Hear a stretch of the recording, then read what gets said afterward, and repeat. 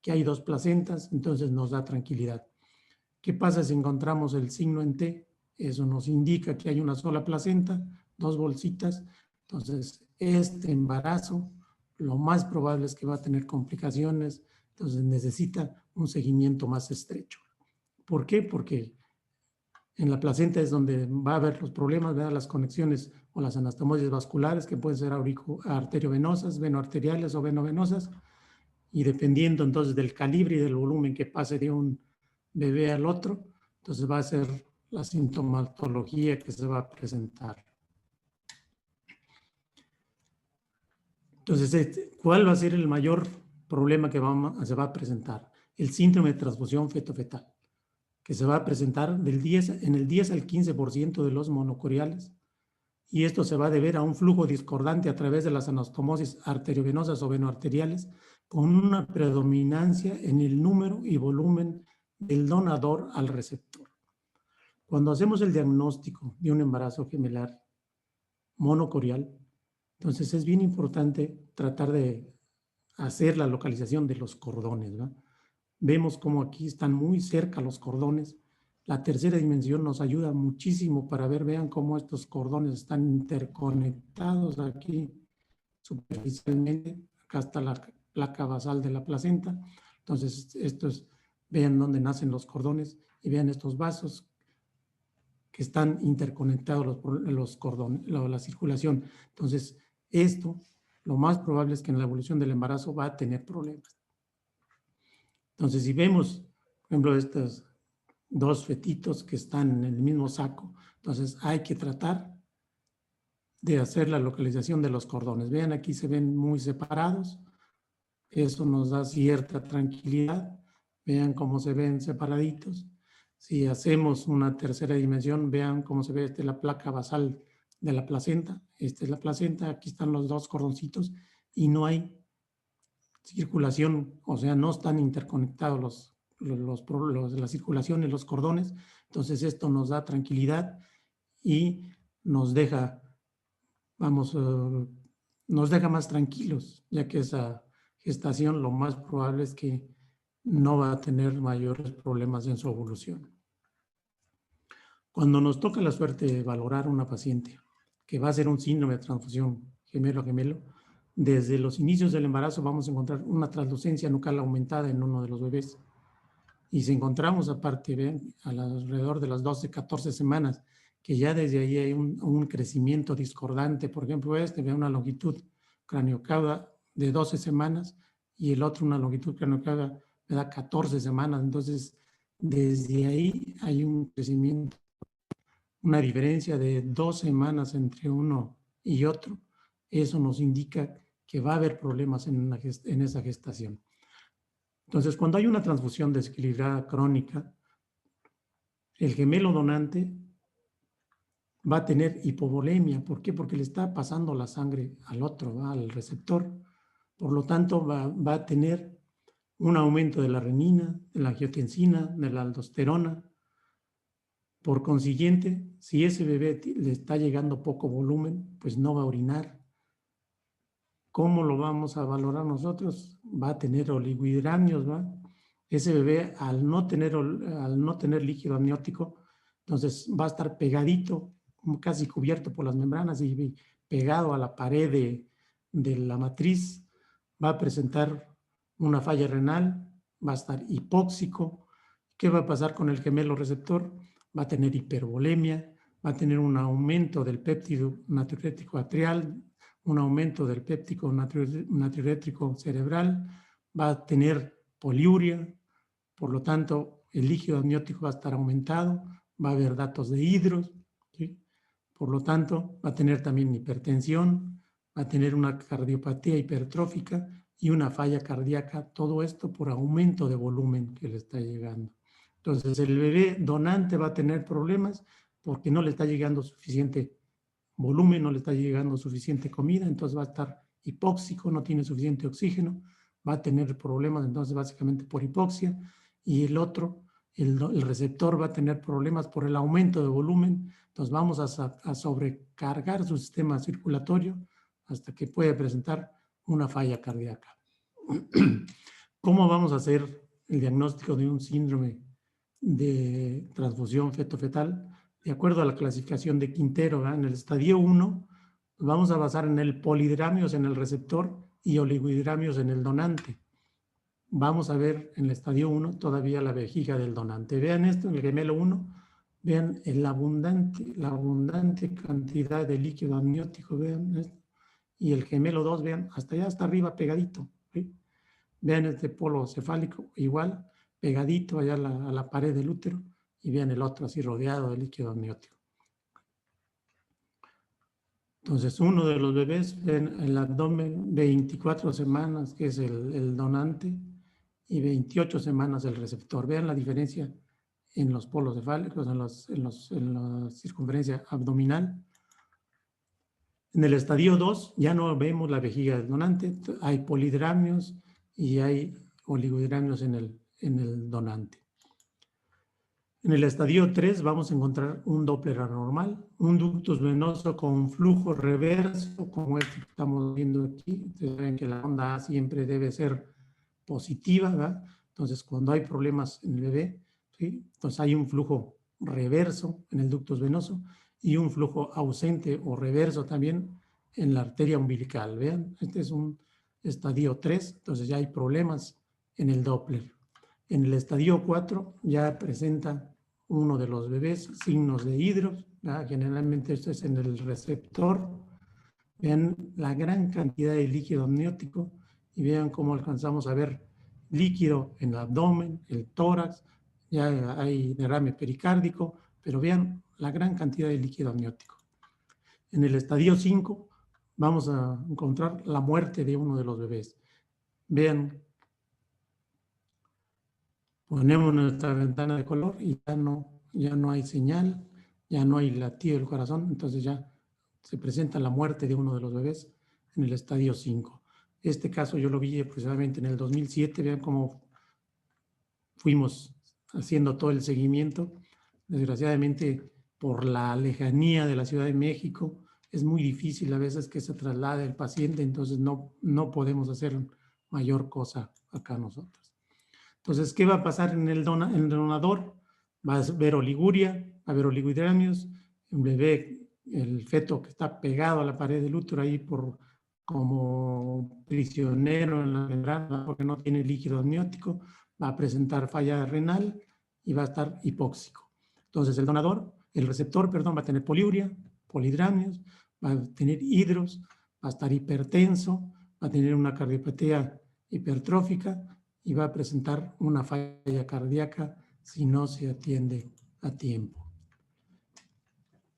Entonces, ¿qué pasa con el embarazo gemelar monocorial que presenta un síndrome de transfusión gemelo a gemelo si no se trata? Vean, si se presenta antes de las 20 semanas, prácticamente el 100% de los bebés va a morir. Si se presenta entre las 21 y las 26 semanas, el 80% de los niños fallece. Y bien, hasta el 40 al 80% de los casos van a tener problemas neurológicos serios, ¿no? Entonces, todo eso se puede presentar si no se atiende. Por eso, la importancia de hacer el diagnóstico temprano de la corionicidad. Porque si hacemos el diagnóstico temprano de la corionicidad, podemos darle seguimiento estricto a ese embarazo monocorial y podemos a veces tratar de evitar que llegue a estos grados. A veces es tan súbito el caso que no nos da tiempo de hacer nada. Por ejemplo, este fue un caso que yo vi a las 18 semanas, vean la simetría de los bebés, líquido amniótico normal, vean los ductos venosos normalito, todo bien, no acude a los 15 días, llega un mes después y vean esto. Una gran vejiga en el receptor con un ductus venoso ya reverso, ¿sí? En cuanto a la fetometría, era muy similar, pero ya había una discordancia en el líquido amniótico, en las vejigas de los bebés, ¿sí? Vean en el gemelo 1 ya la vena, la arteria del flujo de la arteria umbilical ya prácticamente ya con un flujo diastólico ya casi ausente, ¿sí? Y vean el otro, un poquitito. Este bebé se murió unas horas antes, después de la valoración, y al día siguiente se murió el otro.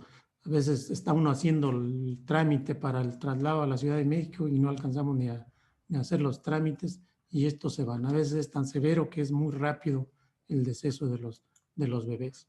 Todo depende del calibre de los vasos, o sea, del volumen que pase de un bebé al otro. Entonces, ¿cómo vamos a hacer el diagnóstico de un síndrome de transfusión gemelo a gemelo grave? El polidramio y la vejiga aumentada es lo que nos va a orientar, ¿verdad? La cisterna o la columna máxima de líquido amniótico mayor de 8 centímetros antes de las 20 semanas, o la columna máxima de líquido amniótico mayor de 10 centímetros antes de las 26 semanas, ¿sí? En el receptor y en el donador oligodramnios y una vejiga colapsada. Entonces, ver estas imágenes, vean cómo se ve el gemelo receptor, una vejiga grande, una cámara gástrica distendida, un líquido amniótico muy abundante, y vean el otro apenas, el estómago apenas se ve como una rayita, es el donador, y con un líquido amniótico muy escaso. Vean cómo se ve pegado allá a la pared, arriba, pegado a la pared del útero. Entonces esto nos hace el diagnóstico de un síndrome de transfusión gemelo-gemelo grave. Desde otro caso, vean una paciente, un embarazo de 28 semanas, que la veo por primera vez, me la mandaron para una valoración. Vean el polidramnios en el gemelo 1, aproximadamente 28 semanas. Vean esa gran cantidad de líquido amniótico. Vean, se veía muy bien la vejiga, la cámara gástrica distendida, todavía una onda de velocidad de flujo del ductus venoso normal. Y vean el otro bebé, el donante, ¿sí? 25 semanas por diámetro parietal, 23 semanas por longitud de fémur y una circunferencia abdominal, 22 semanas. Había una gran discordancia de peso. Se envió esta a la Ciudad de México. Afortunadamente, uno de los dos bebés vive, el gemelo receptor logró sobrevivir, el donante ya no fue posible rescatarlo, ¿sí? Ven el gemelo, cómo se ve ese ductus todavía.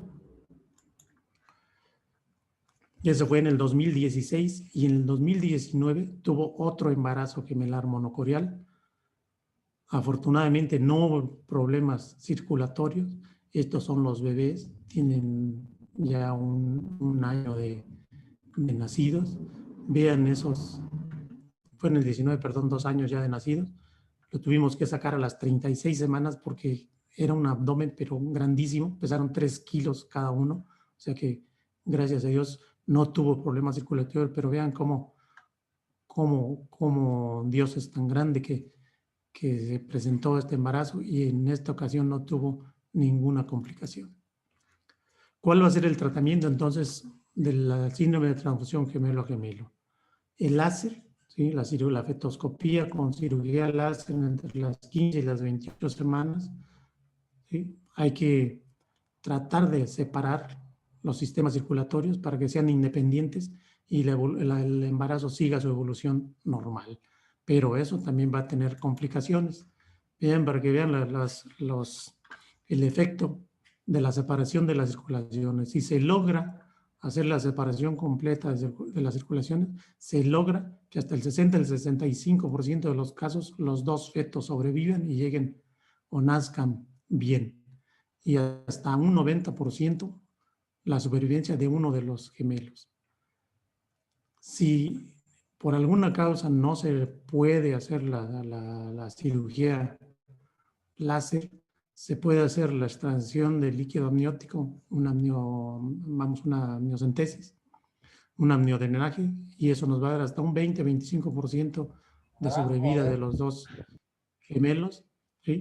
Todo eso con un 10% aproximadamente de secuelas neurológicas, y eso todo relacionado con la prematuridad. Generalmente son bebés que van a nacer antes de tiempo, ¿sí? Sin embargo, la cirugía láser va a tener sus complicaciones, como son una ruptura prematura de membranas que puede ocurrir del 10 al 20% de los casos, un parto pretérmino en el 5 al 8% de los casos, una pérdida gestacional del 5 al 10% de los casos, un retraso del crecimiento selectivo, secuelas neurológicas del feto sobreviviente hasta en el 2 al 8% de los casos, puede haber una infección intraamniótica en el 1% de los casos y una transfusión feto-fetal inversa, o sea que ahora el donante, el receptor y a la inversa. O una distribución del TAPS se caracteriza por la diferencia de hemoglobina entre un feto y el otro, ¿verdad? A veces no se logra hacer la separación completa, quedan por ahí unos vasos y eso es lo que nos va a dar el TAPS. ¿Cómo va a ser el control después de la cirugía láser? Bueno, pues cada semana, por unas 2 o 3 semanas, hay que estar checando la flujometría, ¿verdad? El volumen de líquido amniótico y la flujometría, ¿verdad? Para tratar de descartar también algún problema de un TAPS.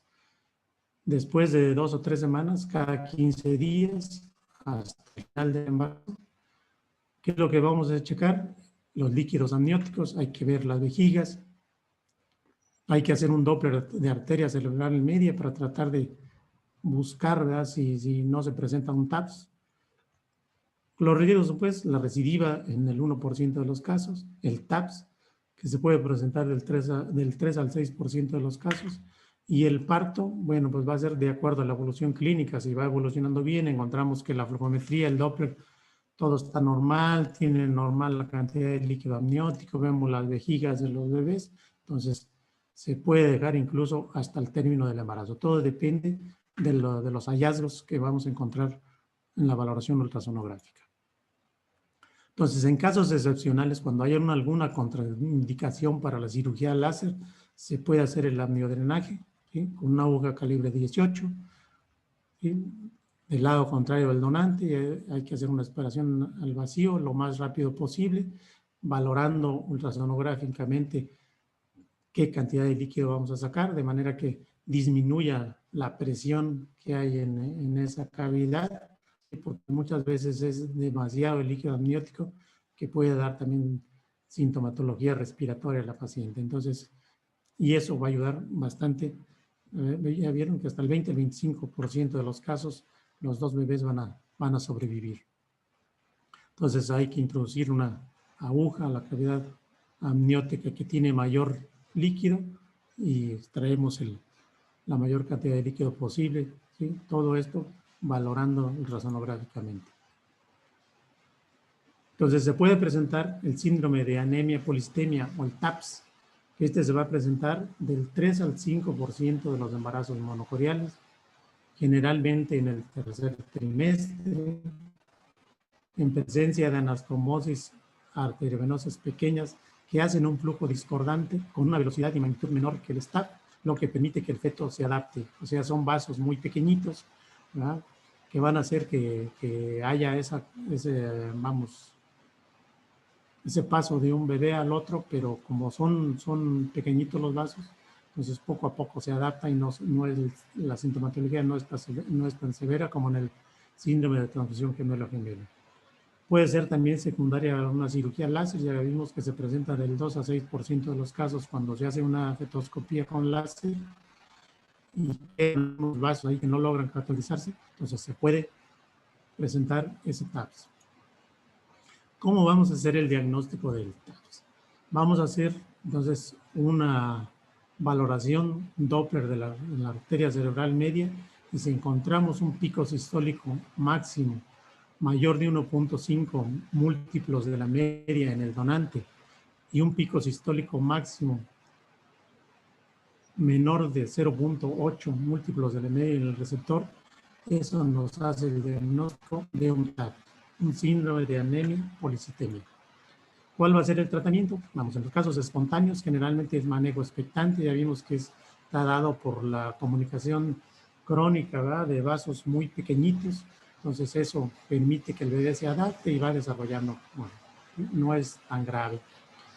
En los casos que es iatrogénico, después de una cirugía láser, se indica,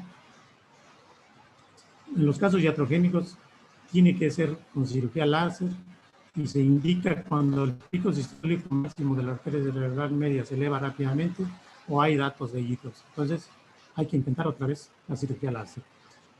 Puede presentarse también un CIR selectivo, O sea, uno de los bebés tiene mucho menor peso que el otro. Esto puede ser precoz, que se presenta en el 10% de los embarazos monocoriales y se define como la presencia de un peso fetal esperado por debajo del percentil 10 o una diferencia de peso mayor del 25% entre los dos fetos. ¿Por qué se va a dar? Porque hay una discordancia en el territorio placentario. Uno de los fetos ocupa una gran parte de la placenta y el otro muy poquito. Como aquí lo hacemos notar en este esquema, ¿no? Uno de los bebés ocupa mucho espacio en la placenta y el otro muy poquito. Entonces, el CIR selectivo lo vamos a clasificar en tipo 1 y ese se va a caracterizar porque tiene un Doppler normal. Vamos a hacer una onda de velocidad de flujo de la arteria umbilical y encontramos un flujo diastólico normal. Tiene muy bajo riesgo, menor riesgo de discordancia de peso, bajo riesgo de muerte fetal y lesión cerebral, y la evolución va a ser hasta mayor de las 34 semanas. El tipo 2 va a tener un flujo diastólico ausente o reverso constante, alto riesgo de deterioro y muerte intrauterina del feto con CIR, bajo riesgo de lesión cerebral del feto normal, edad promedio del parto a las 29 semanas, y esto va a estar dado entonces el tipo 1 por una distribución desigual del territorio placentario, mayor diámetro anastomótico que compensa la desigualdad del territorio placentario, ¿sí? Y el tipo 2 por territorios placentarios muy desiguales y menor diámetro anastomótico, anastomosis arterioarteriales pequeñas o ausentes. El tipo 3 va a tener un flujo diastólico ausente o reverso intermitente. Este va a tener bajo riesgo de deterioro hipóxico del feto con CIR, una evolución hasta después de las 34 semanas, el 10 al 15% de riesgo de muerte del feto con CIR y un 10 a 15% de riesgo de lesión cerebral del bebé sano. Y esto va a ser dado por territorios placentarios muy desiguales y una gran anastomosis arterioarterial que compensa, pero con alto riesgo de accidente o de transfusión feto-fetal aguda. ¿Cómo va a ser el manejo del CIR precoz? Entonces, el tipo 1 va a ser un manejo expectante, generalmente hasta las 34 o 35 semanas. El tipo 2 es de mal pronóstico, entonces depende de la edad gestacional y de la severidad. Va desde un manejo conservador hasta la cirugía láser. Todo va a depender de los hallazgos que encontremos al Doppler. Entonces, ¿por qué va a estar dado? Entonces, porque uno de los cordones ocupa un gran territorio placentario y el otro un pedacito. Vean, esta placenta prácticamente un 80% de la placenta estaba ocupado por uno de los cordones y el otro ocupaba una mínima parte. Vean esto, cómo están las conexiones entre los dos sistemas circulatorios. ¿Sí? Vean cómo están los vasos interconectados. ¿Sí? Afortunadamente la flujometría siempre fue normal, nunca hubo alteraciones al Doppler. Este llegó a las 37 semanas, tuvimos que sacar igual por la incomodidad ya de la paciente, porque ya los bebés ya tenían datos ya de madurez pulmonar. Y estos son los bebés, vean, uno pesó 2,500 y el otro apenas 1,450. Afortunadamente están muy bien los bebés, gracias a Dios que no tuvieron mayores complicaciones, ¿sí? Pero esto le hicimos un seguimiento quincenal a esta paciente, valorando igual la flujometría y la cantidad de líquido amniótico en los dos bebés. Puede presentarse también un CIR tardío, generalmente este se presenta en el 5% de los casos y se presenta en el tercer trimestre, generalmente cursan con una buena evolución. ¿Cómo vamos a hacer el diagnóstico diferencial? Vamos a medir entonces la columna máxima de líquido amniótico. Si es en el receptor antes de las 20 semanas, una columna mayor de 8 centímetros o antes de las 26 semanas mayor de 10 centímetros y en el donante la columna máxima menor de 2 centímetros, y si las vejigas son discordantes, más grande en el receptor que en el donante. Si sí, entonces hacemos el diagnóstico de un síndrome de transfusión feto-fetal. Si no, vamos a valorar el peso. Si encontramos que uno de los bebés tiene un peso esperado por debajo del percentil 10 o una discordancia de peso mayor del 25% entre el feto mayor y el menor, si sí, entonces hacemos el diagnóstico de un CIR selectivo. Si no encontramos criterios para hacer el diagnóstico de un síndrome de transfusión gemelo-gemelo ni de un síndrome de restricción del crecimiento selectivo, entonces hacemos un Doppler de la arteria cerebral media. Si encontramos un pico sistólico máximo mayor de 1.5 múltiplos de la media en el donante y en el receptor menos de 0.8 múltiplos de la media, entonces hacemos el diagnóstico de un síndrome de anemia policitemia. Si no hay criterios suficientes para hacer ninguno de estos diagnósticos, simplemente encontramos discordancia en líquido amniótico y en el peso esperado de los bebés, entonces esto no hay criterios para hacer ninguno de estos diagnósticos, entonces simplemente recalcamos que hay una discordancia de líquido amniótico, hay una disparidad o discordancia en el peso. De todos modos, esto quiere un seguimiento estricto de esos bebés. También va a haber mayor riesgo de malformaciones en los embarazos generales monocoriales, y esto se va a presentar en el 3% de los casos. Son 3 veces más frecuentes que en los disigóticos o en los embarazos únicos. En el 80% de los casos, afortunadamente, solo uno de los fetos está afectado. Un ejemplo muy clásico es el gemelo acardio, que se va a presentar en el 1% de los casos. En uno de cada 35,000 embarazos, este es el síndrome TRAP o acardio parabiótico. El origen va a ser secundaria a comunicaciones arterioarteriales y venovenosas que invertirían la circulación en el gemelo acardio. Tiene un alto riesgo de morbilidad del gemelo sano con una mortalidad mayor del 50%. Y el gemelo acardio se va a clasificar en acardioacéfalo. El feto tiene bien desarrollada la pelvis y las extremidades inferiores, no así el tórax, cabeza ni extremidades superiores. El acardioancéfalo, el feto tiene cuerpo y extremidades bien desarrolladas, pero la cabeza y la cara parcialmente formadas. El acardioacormus solo desarrolla la cabeza. Acardioamorphus, el feto, es una masa amorfa sin órganos. Vean esto, si tenemos la suerte de valorar una paciente desde los inicios de la gestación, 5 semanas de gestación, vemos un saco gestacional y vemos los 2 sacos vitelinos. Vean cómo llama la atención la disparidad o la discordancia entre los 2 sacos vitelinos. Uno bien desarrollado, bonito, ecogénico, y el otro, vean, más chiquito, deformado. Seguimos la evolución de la paciente y vean esto. ¿Sí? Vemos el feto normal y vean el otro, se ve nada más una bolita ahí. Vean cómo se ve el feto normal, vean cómo se ve el otro.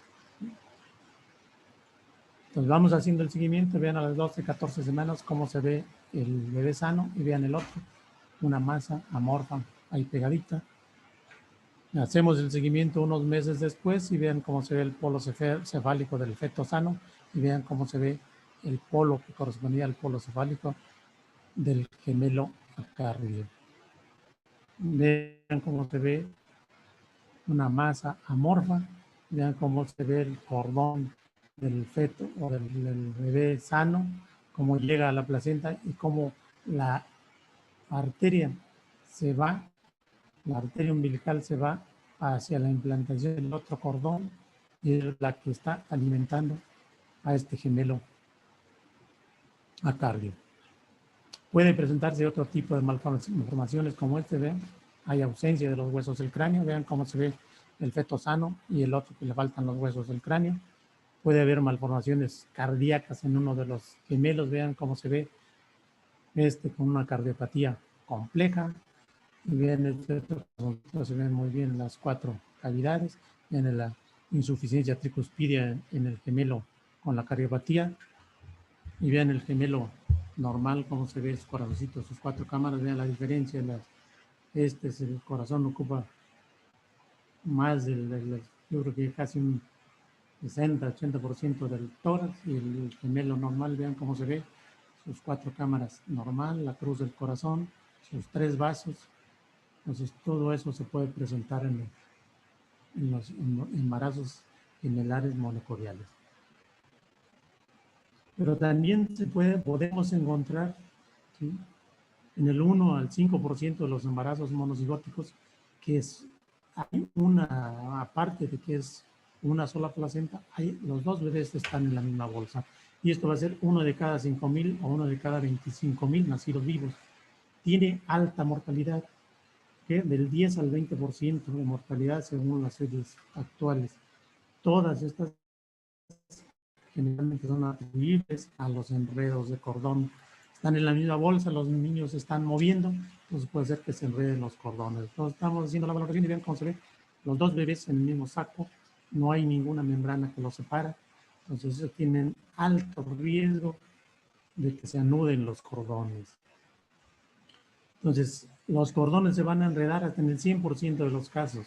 Hay que hacer una vigilancia fetal con un monitoreo cardíaco, al menos 2 veces por semana hasta las 28 semanas, y si es posible desde las 30 semanas, todos los días con la paciente hospitalizada, tratando de estar valorando esos cordones, ¿verdad?, y el Doppler para ver cómo está la flujometría. Y el mejor momento de la interrupción del embarazo es cuando se alcanza la madurez fetal, no debiendo posponerse más allá de las 34 semanas. Se supone que a las 34 semanas ya los bebés ya pueden vivir, y desde antes ya los tenemos preparados con sus inductores de la madurez pulmonar, no va a haber mayores problemas. Entonces vean un embarazo gemelar monocorial, monoamniótico, vean cómo esos nudos de cordón, afortunadamente no hubo problemas, están muy largos los cordones, vean. Entonces nacieron muy bien los bebés, gracias a Dios están bien. Entonces esto tiene un seguimiento muy estrecho tratando de valorar esto. Pero, ¿qué pasa cuando la división es muy tardía? O sea, si la división se hizo después del día 13, posconcepción, generalmente los bebés no van a lograr separarse completamente, entonces van a estar pegaditos, ¿no? Entonces eso se va a presentar en 1 de cada 200,000 embarazos. El 70 al 80% de los casos son mujeres, un 50% de los casos nacen muertos afortunadamente, y un 35% mueren en el primer día de vida. Entonces son muy pocos los que logran sobrevivir. Hasta un 73 a un 75% van a estar unidos por el tórax. Pigófagos hasta en el 18-19% de los casos, isquiófagos un 6% y craniófagos del 1 al 2% de los casos. Vean estos gemelitos, esta es una imagen que me enviaron, ¿verdad? Esto lo vieron en el hospital Valentín Gómez Farías del ISSSTE de Zapopan a fines del año pasado. Los gemelitos, vean, en 12. Llegó la paciente a su valoración de las 12, de las 11, 14 semanas, y detectan estos gemelitos, ¿ven? Tenían un solo corazoncito, aparentemente bien pegadito solo. Y esta foto me la obsequió mi ahijado. Ojalá y nos esté escuchando y nos va a sacar también de muchas dudas. Los comentarios van a ser de mucha utilidad para nosotros. ¿Cómo debe ser entonces el control del embarazo gemelar monocorial? Antes de las 14 semanas debemos hacer el diagnóstico de la corionicidad y hay que evaluar el riesgo de esa gestación. Después de las 14 semanas hay que hacer un control cada 15 días. ¿Sí? Vamos a valorar la fetometría, vamos a ponerle mucha atención a la circunferencia abdominal, hay que hacer el Doppler del ducto venoso, el arterio umbilical, la cerebral media, hay que estar valorando el líquido amniótico. Entre las 15 y las 28 semanas hay que hacer el diagnóstico de las complicaciones graves y hay que instalar la terapia fetal en caso de un síndrome de transfusión feto-fetal o un CIR precoz. Tiene que ser entre estas semanas, no después. ¿Por qué después de las? Porque tiene muchas complicaciones. Ya vieron que no es inocuo la fetoscopía, que muchos casos se van a el embarazo, puede haber muchos casos de ruptura prematura de membranas. Entonces, si es o se detecta después de las 28 semanas, pues a veces es más conveniente darle sus inductores de la movilidad pulmonar y extracción de los bebés. Entonces, entre las 30 semanas, diagnóstico de complicaciones tardías y tratamiento y finalización del embarazo, del síndrome de transfusión gemelo-gemelo, del CIR selectivo tardío y del TAPS. Y la finalización electiva del embarazo entre las 34 y 36 semanas de gestación, dependiendo de la evolución y dependiendo del estado hemodinámico de los bebés. Pues ojalá y haya sido de utilidad. Muchas gracias y espero que haya sido de su agrado, ¿no? Maestro Jesús, muchísimas gracias. Abundante toda la información que nos acaba de compartir acerca de ese gemelar. Seguramente tendremos comentarios. Estamos sobre nuestros 10 minutos de comentarios, bueno, ya 8, para que podamos terminar esta jornada. Y vamos a dejar tribuna libre porque, como dije, esto es el quehacer, lo que hacemos a diario. Y bueno, pues qué bueno que usted nos pueda disipar las dudas, maestro Jesús. Adelante, por favor, las preguntas que tengan. A la orden.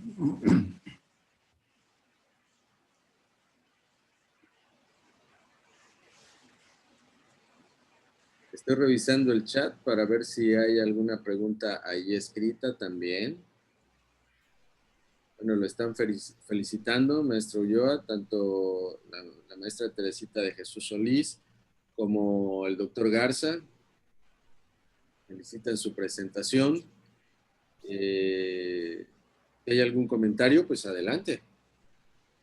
Muy bonita conferencia, muy bien preparada, doctor Ulloa. Yo lo felicito. Años trabajando y obviamente solamente así se puede conseguir la calidad que usted desde hace ya tiempo tiene, tanto para con sus pacientes como para con las conferencias que prepara. Lo felicito, te felicito, Jesús. Sigue para adelante como siempre ha sido.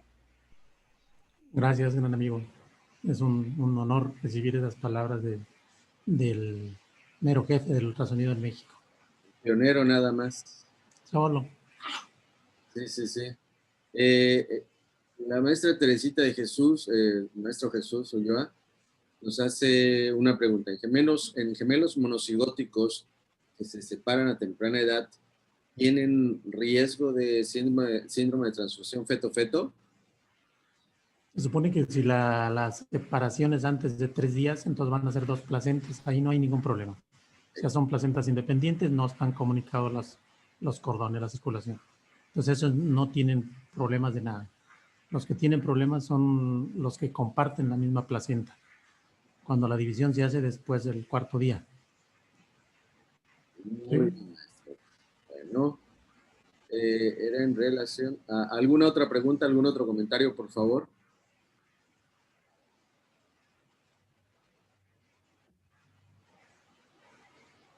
Y pregunta de la maestra Rocío de la Cruz. Dice, buenas noches, doctor. Una pregunta para el amniodrenaje. Comentó que la punción debe ser del lado contrario del receptor. Se supone que todo es guiado con ultrasonido, donde está la bolsa máxima, ahí se supone que el receptor, ¿verdad? Entonces, se hace todo guiado por ultrasonido para tratar de no puncionar la placenta, porque si no vamos a tener más problemas. Claro, en este caso ser selectivo, como usted bien dijo, y de forma muy clara, Sí. hacia la zona donde se encuentra el polihidramnios.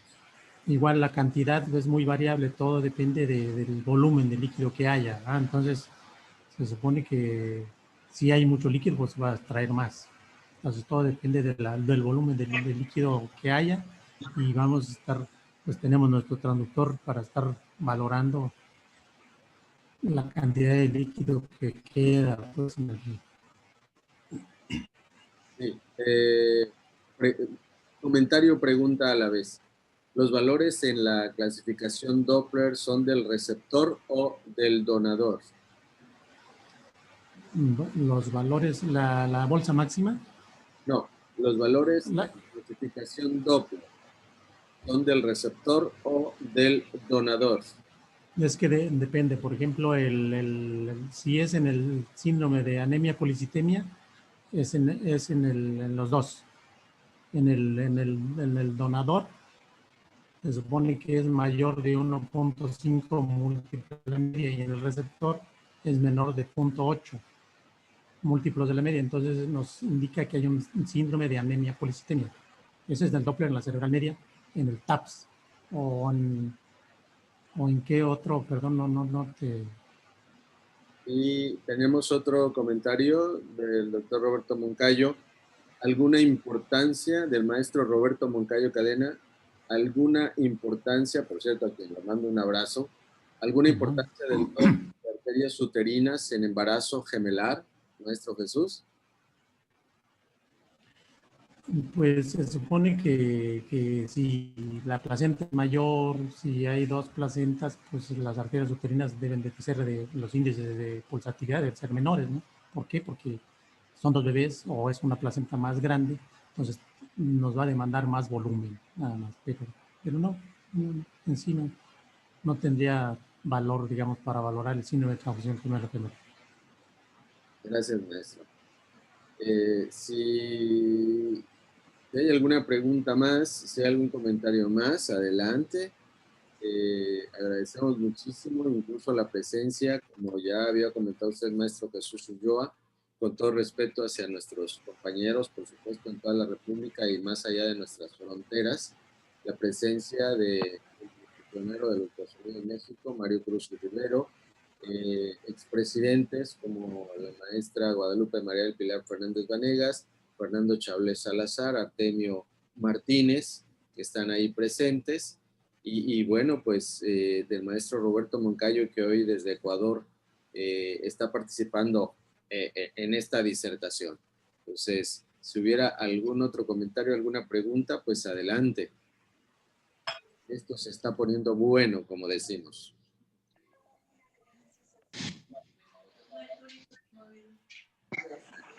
Tómatelo con un poquito de leche. Aló, buenas noches. Tenemos por aquí micro, ¿desde dónde? Adelante, por favor.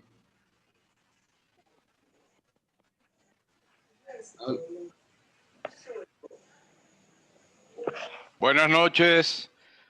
Buenas noches. ¿Qué tal? ¿Qué tal? Buenas noches. Adelante, por favor. ¿Me están oyendo? Por fin logro algo de audio. Jesús Ulloa, buenas noches, ahijado. un gran abrazo. Igualmente. Excelente conferencia. Estoy utilizando un iPhone porque tenía problemas con mi computadora, la fija.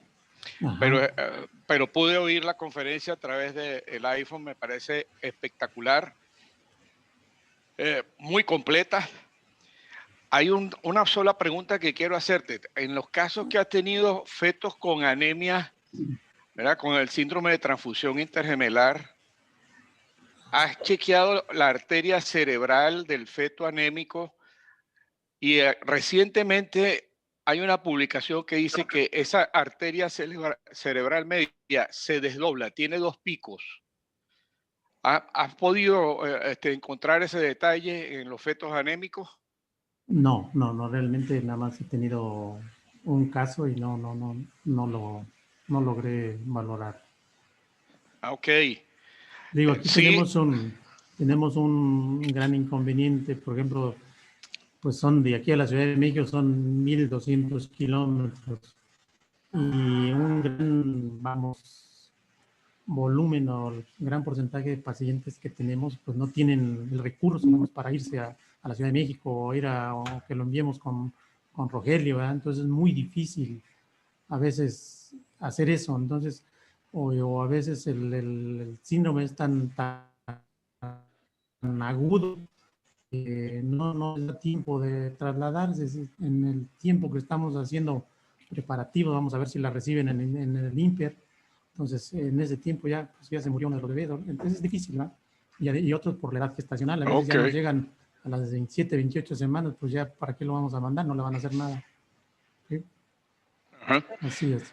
Sí, hago la acotación porque hay un trabajo de reciente publicación que habla de ese doble pico, que significa que al existir la vasodilatación cerebral en el feto anémico, por la misma hipoxia, parece ser que el comando lo toma el istmo de la aorta y entonces el ventrículo derecho comienza a bombear sangre hacia arriba, hacia la arteria cerebral media, y pudieran aparecer dos picos en la arteria cerebral media que una vez que se hace la transfusión intrauterina, ese pico desaparece y es un signo de recuperación.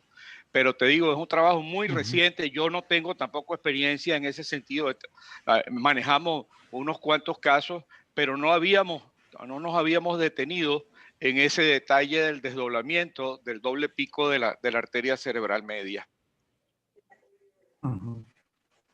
Muy interesante su comentario, de veras. Yo no lo había, o sea, no lo he visto, pues, en ningún paciente ni en ninguna referencia. Pues muchas gracias. Y de la misma manera, maestro Ulloa, pues agradecemos al coordinador científico de la federación, que incluso, bueno, pues viene como anillo al dedo en la coordinación de este módulo, incluso de obstetricia, porque, bueno, la experiencia que tiene el maestro Alberto Sosa, pues suficiente, como dice el maestro Alberto. Muchísimas gracias, maestro Alberto. Qué bueno que se dio el tiempo. Sí, señor. Muchas gracias a todos. Un gran abrazo a todos los asistentes. Mi eterno agradecimiento por estas actividades. Creo que engrandecen a todos los integrantes de la federación. Y bueno, un paso adelante de ustedes a la Junta Directiva en el engrandecimiento de la federación a través de la actualización de conocimientos de manera permanente. Sí, maestro. Maestro Alberto, recordará usted un caso que comentamos hace tiempo. Digo, viene bien por algo que voy a comentar. No todo aparece en la norma. Digo, es imposible que se pueda advertir todos los fenómenos que puedan suceder con cada paciente y sobre todo si se trata de pacientes estadísticamente poco significativos. Estoy hablando del embarazo monocorial monoamniótico. Recordará un caso que le compartimos que bueno, salía de lo común, un embarazo monocorial, en el que una de las gemelas en la semana 36 empezó a hacer arritmia cardíaca y el único antecedente era una madre con una hemoglobina de 6.5. Si recordará el caso, se lo compartimos. Y entonces, sí, recuerdo. Seguimos analizando, maestro, fíjese, seguimos analizando qué era todo lo que estaba pasando con ese caso y nos fuimos más atrás, hicimos un análisis retrospectivo en el tiempo y nos dimos cuenta que ese embarazo gemelar tenía una discordancia de alrededor del 6-7%. No era como el 10% que nos plantea el maestro Ulloa, que aparece en la literatura y en la norma, pero sin embargo ya estaba, como nos dice el maestro Ulloa, ya estaba mandando un pequeño aviso de advertencia, hasta que de pronto, al estarla evaluando cada mes, nos dimos cuenta súbitamente de una arritmia que fue la que prendió todas las alarmas y justamente platicamos con el maestro Alberto que podría haber sido una comunicación arterio-arterial y sin embargo lo que nos dimos cuenta después al estar analizando las imágenes era lo que usted comentó, maestro Ulloa, que había una parcialización de la placenta, prácticamente el 80% era para, 70%, perdón, en este caso, 70% para la 1 y 30% para la 2. No nos pueda comentar, maestro Ulloa, adelante. Y ya después aterrizo el comentario. Pues, Lo más probable es que se trató de un CIR selectivo tipo 3. Entonces, en esos hay periodos, como son las comunicaciones, son vasos grandes, entonces hay periodos de transfusión. El bebé, el donador, el que tiene mayor, vamos, espacio en la placenta, pasa más sangre al otro, así en periodos agudos.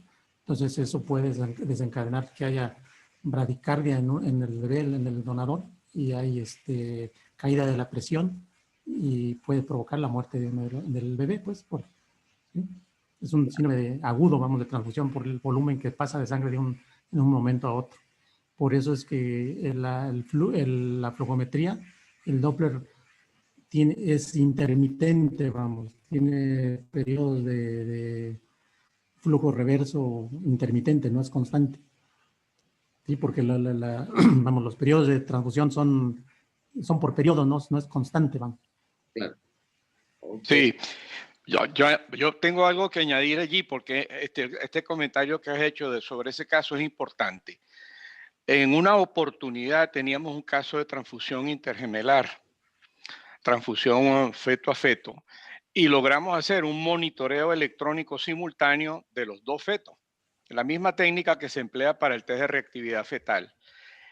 Y pudimos registrar que cuando un feto tenía un ascenso transitorio de la frecuencia cardíaca, que es lo que uno utiliza para tipificar el test de reactividad como positivo, el otro feto hacía desaceleraciones. Y eso puede que en un momento dado pueda ser interpretado como una arritmia, como una bradicardia. ¿Por qué? Porque el feto que está bombeando al acelerar la frecuencia cardíaca le provoca una sobrecarga al feto transfundido y en ese momento su corazón comienza a desacelerarse o a presentar un descenso de su frecuencia transitorio. Después se recupera cuando cesa el ascenso transitorio del feto transfusor. Ok, maestro. Así es. Y aquí algo que ya, bueno, los que están en el sistema de salud a nivel nacional, mis colegas, todos lo saben, solo pues algo que tendríamos que hacer para las juntas de consejo o en su momento para la revisión de la norma. ¿Cada cuánto se está revisando a las pacientes con embarazo gemelar? Digo, esto es solo un comentario, aterrizo lo que venía diciendo hace un momento.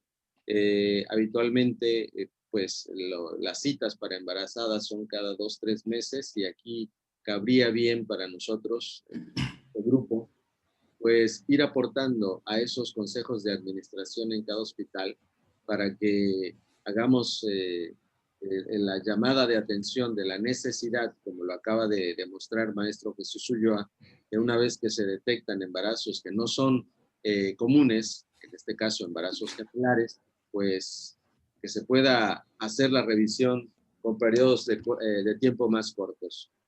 Bien, pues si no hay más preguntas o si hubiera alguna otra pregunta antes de retirarnos ya para cerrar la sesión, adelante, porque estamos terminando. O usted, maestro Jesús Ulloa, si tuviera algún comentario, por favor. Quiero agradecer a todos los expresidentes que estuvieron presentes, a ti muy especial por la invitación a charlar de este tema tan interesante, a mi padrino, ¿verdad?, por sus comentarios, al doctor Mario, al doctor Chablé, que lo estoy mirando aquí abajo. Entonces, muchas gracias a todos los médicos que estuvieron presentes en Zoom y que sigamos en esto. Ojalá y que cada martes de cada 15 días seamos más, estemos presentes. ¿Sí? Esto engrandece a todos los que estamos en esto. Muchas gracias y ojalá que podamos seguir en esto mucho tiempo. Claro que sí, maestro. Claro que sí. Adelante, maestro Fernando Chablé, por favor. Saludos, que todos estén bien, muchas felicidades, como siempre, exitoso. Un abrazo al maestro Ulloa y al ahijado, que recuerde que acá están los padrinos. Muchas gracias, muchas gracias. Ok, bueno, pues así es como llegamos al final de la sesión de este martes 4 de mayo. Estimados colegas, maestro Ceballos, pues un abrazo, ya lo vi que se está despidiendo. Y doctor Nicolás Vaca, qué bueno que está presente. No se olviden, cada 15 días vamos a estar haciendo esto. Hagan la réplica, por favor.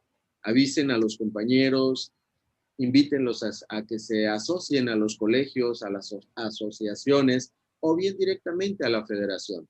Los brazos están abiertos y las ganas están más que puestas para que este año nos empachemos de conocimiento.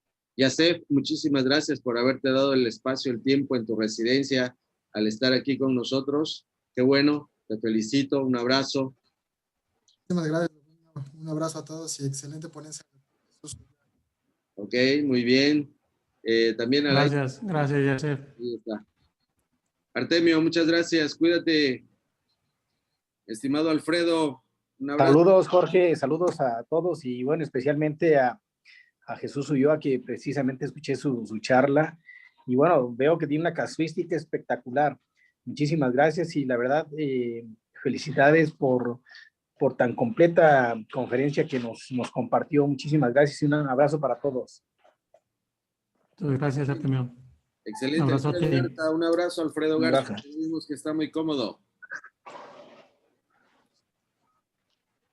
Bueno, creo que no me escucha Alfredo Garza, pero todo bien. Salud, salud. No sé cómo se llama ahí Ceballos, pero salúdela también. Siempre le ayuda con la tecnología. Qué bueno. Ok, pues, maestro Cris, un abrazo. Cuídense mucho, Teresita de Jesús. Un abrazo, que estén muy bien. Buenas noches a todos. Robles, qué bueno que estuvo. Félix Ávila, Ana Laura Flores, Cristian, qué bueno que estuvo. Tomás, que estén muy bien. Carlos Ortiz. Buenas noches, Doc. Hola, hola, Soa. Ana Laura Flores, un abrazo. Qué gusto verla de nuevo. Félix. Gracias, buenas noches. Muy bien. Gracias, doctor. Buenas noches. Félix Ávila, un abrazo, cuídese mucho. Héctor también, Avilés, Abarca, qué gusto verlo de nuevo. Cuídese. Y bueno, Benjamín, muy bien, Benjamín. Sí, ahí tenemos un pendiente con usted y ya nos pondré de acuerdo con usted para la práctica. Por favor, estamos ahí. Gracias. Cuídense mucho. Sí, hasta luego. Hasta luego. Buenas noches a todos. Buenas noches a todos. Un gran abrazo desde Venezuela y espero seguir colaborando con ustedes de manera permanente. Maestro. Gracias, Aigao. Cuídate, Albertito. Cuídate. Saludos a Dave. Maestro. Con gusto, hermano mío. Y que los padrinos nos lancen la bendición allí. Maestro. Claro que sí. Ya estuvo. Maestro Alberto. Maestro Alberto. Pensé que ya había Sí, dígamelo. Pensé que ya había salido, pero avisarle a nuestros colegas que dentro de 15 días vamos a estar trabajando con el doctor Mauro Esquenone Giugni. Es correcto. Ya esta semana lo contacto y preparamos todo con el título de la conferencia que va a abordar. Entonces, pues ya lo saben y también, por supuesto, recordarles a todos que 25, 26 y 27 la Federación Mexicana va a tener su congreso presencial para todos aquellos que tengan la oportunidad, por supuesto, no es obligatorio, para los que tengan la oportunidad de ir a descansar un ratito a Huatulco, pues en las hermosísimas bahías de Huatulco están cordialmente invitados. Ya les hago llegar el póster de publicidad. Un abrazo a todos. Carlos, cuídese mucho. Carlos Ortiz, un abrazo. Buenas noches. Gracias, Adiós. de igual manera, un abrazo para todos ustedes.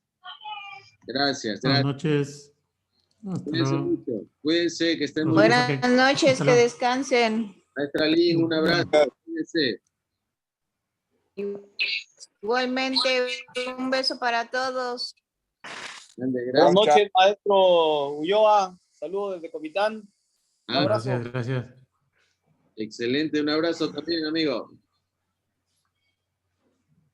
Muy bien. pues no olvidar que en 15 días, Yasef, acá nos vemos, ¿vale? 20 horas en punto. Y vamos a escuchar qué nos tiene para esta vez, para esta ocasión, el maestro Mauro Esquenone. Bueno, pues pasen buenas noches, descansen. Buenas noches. No voy a mencionar a todos, pero saben que los queremos mucho, saben que los tenemos en el corazón. Cuídense, Yara Roque, Lucía Samarripa, Mercedes Tello, doctora Emma, Paloma Olarte, Laura Morales, Lucía, ya dije, Mercedes, Ramón Bazán, Cindy Garza, cuídense mucho. Tomás, por acá nos estamos viendo en 15 días. Olguita, cuídense, que estén muy bien. Buenas noches.